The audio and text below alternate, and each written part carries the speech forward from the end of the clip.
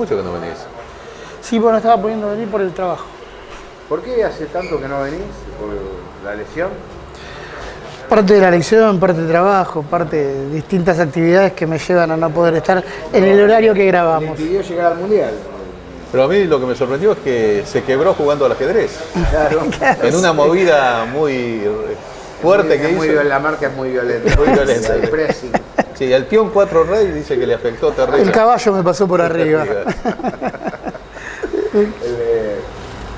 Pasó por arriba, bueno, el tema fondos buitres al mundo, ¿no? Partió en dos el debate productivo. Porque de algún modo, al plantear en el G77 más China, en la ONU, en la CELAC, el debate es proyecto productivo frente a proyecto financiero rentístico.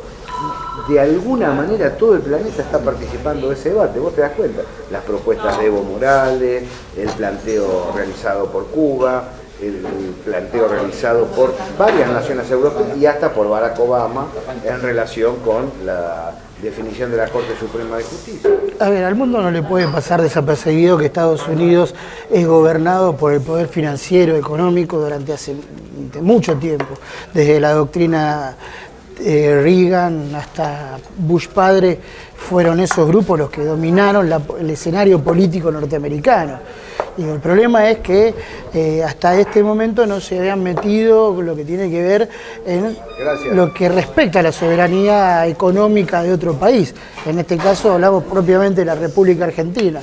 Y teniendo en cuenta que es un sistema financiero globalizado que puede arrastrar en esta consecuencia al resto del mundo. El Lehman Brothers ha arrastrado. Exactamente. Bueno, creo que ha sido un llamado de atención para el resto. Mire que a ustedes también les va a pasar esto.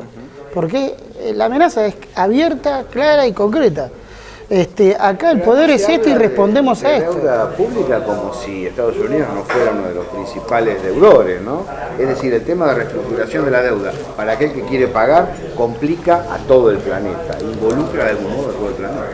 Sí, todo eso es cierto y forma parte de lo que uno pensaba que el sistema capitalista es irracional, pero no es suicida. Sin embargo, lo que se ha adoptado, y la Argentina lamentablemente es un leading case, en el sentido que esto se está aplicando con relación a nuestro país, más allá, y esto es, me parece, forma parte del desconocimiento, que no sé si es justificable en nosotros, también deberíamos saberlo, pero sí no es justificable de parte del gobierno, es que los fondos buitres habían hecho este tipo de operatorias en muchísimos países y en todos habían ganado. No es ninguna sorpresa que tengan un fallo. Es interesante que Argentina se haya plantado, ¿no? Es interesante la jugada que ha hecho la Argentina a posteriori de la sentencia que quedó firme del juez Griesa. Pero todo lo que ustedes dicen, que es muy reconfortante, incluso apoyos de sectores que en principio no deberían apoyar, pero que están apoyando, fondos monetarios, es decir, incluido el propio gobierno norteamericano. Sí, el propio gobierno norteamericano. Pero yo siento de que prácticamente hay una derrota jurídica muy fuerte, es decir, hay una derrota. Desde el punto de vista jurídico, planteado en términos bélicos, es el 14 de junio del 82. Que la Argentina, posterior de eso, hizo una jugada muy interesante, muy inteligente, eso lo comparto absolutamente. Una jugada jurídica que tiende a dividir el frente de los acreedores. Sí, eso me parece muy bien. Como lo era recurrir al TIAR para que te respalden Malvinas, es decir, es la Corte Suprema de los Estados Unidos. Sí, era como recurrir al TIAR, efectivamente. Previsible, lo que pasa es que qué opción te queda que no sea cortar lazos plenos y totales. Si decís, a mí no me importa lo que diga la justicia norteamericana. No. Hay un punto en donde estás en un laberinto muy complicado porque la irracionalidad de la sentencia de Griesa, porque Griesa podía haber dicho, y estaba dentro de la lógica del mundo en que vivimos, sí. Bueno, pongamos, los fondos buitres tienen derecho a cobrar, diría que podría haber dicho Griesa, tienen que cobrar en las mismas condiciones que cobraron el 93%, y ese era un fallo con cierto grado de razonabilidad. Lo que no tiene ninguna razonabilidad es decirle a los tipos, al 1%, porque no es el 7% que hace el juicio, esos se van a colocarse a la cola después del 1%, pero los que litigaron es el 1% del total de acreedores. Y a esos acreedores, después de 13 años, le dan condiciones muy superiores, porque no tienen ninguna quita, claro, a la de los que hace en el 2005 y en el 2010 se acogieron a la reestructuración. Dice Arbizu, lo entrevistamos ayer en La Señal, en la radio, y Arbizu nos decía, hay que apoyar lo que está haciendo el gobierno argentino. Ahora, yo no le pago a nadie, a ninguno del 100% de los senadores de Uruguay, porque la verdad que no se lo merecen. Pero detrás... en este caso con los fondos buitres sería para analizar, porque además igual que mi jefe, no son compradores no son acreedores directos de la República Argentina, sino son compradores de deuda, de países que estaban destruidos y van comprando deuda barata para ganar intereses sobre los intereses de los intereses de los intereses. Digo. Es parte de analizar aquellos que dicen que hay parte del capitalismo que sigue siendo benévolo.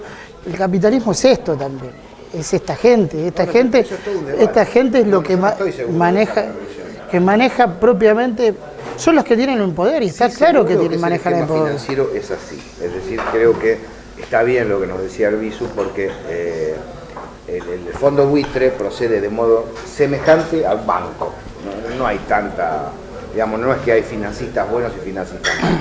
Ahora, el modelo en general creo que está en debate. Yo creo que se ha demostrado, Rusia, China, Irán, América Latina en general, UNASUR, Ecuador, Brasil, Venezuela y Argentina, que hay un modelo productivo tercerista de capitalismo, que trata de salir adelante como puede. Ahora, cuando... Sí, igualmente dentro de los que vos, discúlpame, sí, dentro de los que vos nombraste, digo, me parece que hay que ver quiénes son, hay que establecer niveles de producción, ¿no? Porque hay que ver quiénes son los que producen productos de consumo, quiénes son los que producen industria y quiénes son los que producen servicios. Me parece que ahí también entramos a la discusión de qué tipo de producción y qué tipo de modelo productivo queremos, ¿no? Me parece que Argentina, tanto como el resto de América Latina, todavía no ha podido sobrepasar la barrera de la producción de servicios. Entre Argentina y Brasil, yo creo que tienen ya know-how y producción de bienes de producción y consumo. Inclusive Argentina es un asistidor de máquinas y herramientas y es un asistidor de energía nuclear. En Argentina hubo, Gabriel, en Argentina hubo un problema cuando se cerraron las importaciones, eso no se cerraron en realidad, cuando se pidieron, se le puso un canon a las importaciones. Hubo problema para sustituir esas importaciones. Sí, claro. Ahí hubo, creo yo, una falta de ajuste político, porque si vos querés sustituir importación tenés que tener producción previa para poder sustituirla y manejar el stock para que la producción circule. El problema es que vos tenés producción por sectores. Está bien lo que vos decís, la metalurgia ha avanzado en Argentina, en un momento ha avanzado la construcción, pero no se ha avanzado en bloque industrialmente. De hecho todavía no se rompió, con la estructura agroexportadora de Argentina.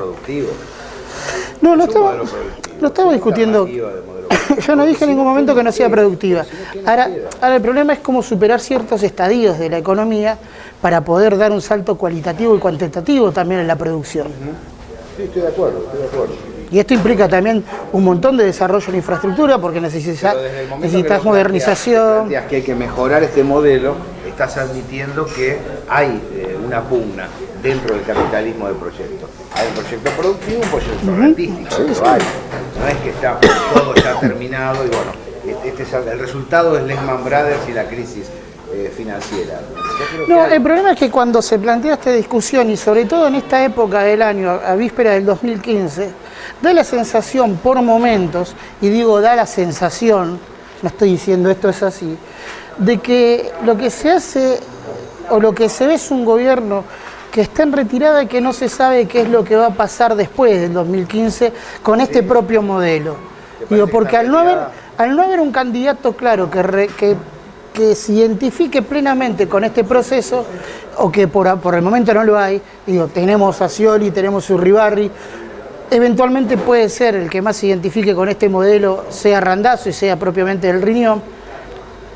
del gobierno, digo, da la sensación de que no queda claro qué es lo que va a pasar de acá a futuro. Que hay continuidad, que hay un desarrollo, que Argentina continúa el proyecto productivo y que este gobierno sigue en alguna variante, que no es lo mismo una que otra, te acepto, pero no veo nubarrones en términos de acumulación de votos.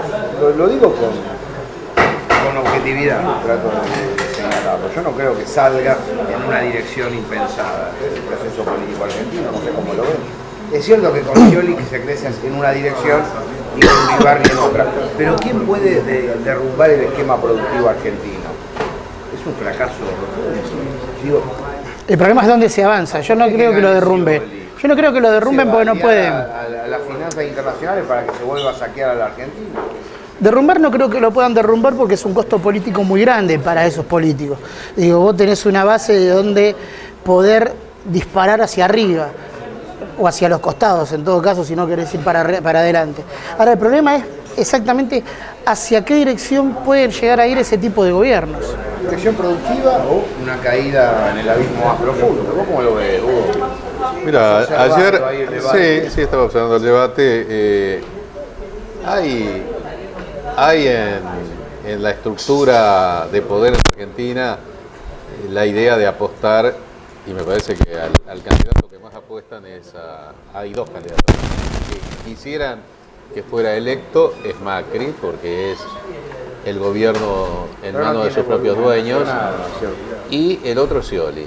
Incluso a Massa, con todas las características y los planteos que efectúa Massa, que mira las encuestas y en función de eso hace los planteos, los empresarios piensan que puede ser una especie de Kirchner de derecha y por eso toman cierta distancia de que tenga la posibilidad de que el tipo tenga juego propio. En cambio, a Scioli lo ven como alguien maleable, que ellos colocan el contenido dentro de un candidato con una cantidad importante de votos. Y ayer, como todos los 4 de julio, bueno, ayer era 3, pero uno lee lo que sucede en la conmemoración del aniversario de la independencia norteamericana y me parecieron dos hechos muy sintomáticos. Primero estuvo Mañeto y estuvo el hijo. El hijo fue la gran estrella ayer en la embajada norteamericana. Una de las cosas notables que sucede en estos casos, que vos te enterás que estuvo Mañeto, no por Clarín, te enterás por otros diarios. El Cronista Comercial, por ejemplo, lo saca en tapa. Clarín no da la misma forma que actuó Clarín cuando reunió hace 3-4 años a los 5 posibles candidatos a reemplazar a Cristina. ¿Te acordás que eran Reutemann, Solá, de Narváez, Macri? Se desvive por la unidad. Y Felipe Solá. Esa noticia, de la cual la primicia obviamente la tenía Clarín porque su jefe fue el inventor, claro, no la puso. La noticia que vos generás, esa no aparece en Clarín. Salió en ámbito financiero, en fin. Y vos decís, fíjate, estaba todo el empresariado argentino, estaba gente como Mirta Legrand, bueno, lo que se puede considerar Haddad, Spolky, bueno, los sectores económicos, la estructura de medios, incluso muchos de los medios favorables al gobierno, ahí en la embajada, y el juez Lijo como personaje central de eso. Y ya que pasás al tema siguiente... Hay que democratizar el Poder Judicial, no me canso de eso. Ya que pasamos con Lijo, pasamos al tema de Vudú. Indudablemente hubo dos momentos, dos juegos de pinza hacia el gobierno muy fuertes. El tema de los buitres, que condiciona buena parte del desarrollo económico futuro del próximo semestre y para adelante. Imagínate que si entras efectivamente default, es decir, nosotros ya habíamos vivido esto, tenés una serie de condicionamientos muy fuertes cuando graves. Primero, igual creo que es distinto, porque yo creo que lo de Vudú no va a incidir sobre no incide, pero indudablemente la opinión pública ni la vida económica nacional. Sin lugar a duda, pero te produce un jaque muy importante cuando Cristina sale del país y en todos los diarios de España, dice, ejerce la presidencia de la Nación el vicepresidente procesado A ver, yo creo que por no, hechos de corrupción. yo creo que- No es. Yo creo que no incide, puede no incidir y puede incidir. El cimbronazo político existe y está. Un vicepresidente procesado no es bueno, menos para este gobierno, digo, ¿no? Por la trayectoria que viene teniendo y porque no había tenido grandes problemas vinculados a cuestiones de corrupción. Yo no digo que era una bandera, pero era un gobierno que no estaba marcado principalmente por esos déficits. Me parece que hubo un descuido político muy grande ahí, propiamente del propio Vudú, que no se pudo cuidar, no se supo proteger él de determinadas cuestiones, elevó demasiado el perfil en un momento, después lo bajó determinantemente, hasta llegar a esta situación que cada uno puede hacer su lectura como mejor le plazca.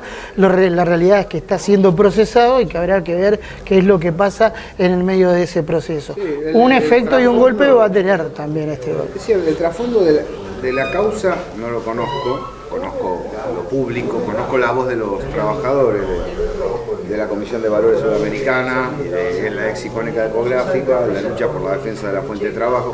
Seguramente hubo un error en la intento de argentinización y no directamente estatización, cuando comenzó el problema, ¿no? Es un proceso. Bolt a jugar. Yo te diría que si haces el paralelo con YPF Resol y con la y con Sicone Calcográfica, es muy parecido. Entiendo las observaciones que pueden hacerse. Digo que no va a impactar, que a pesar de todo no va a impactar, que en realidad hay toda una corriente de la opinión pública que crece la economía, mejora, qué sé yo, y dice, son unos ladrones, se llevan todo en pala. Y eso, aunque no haya ningún acusado, lo van a seguir diciendo.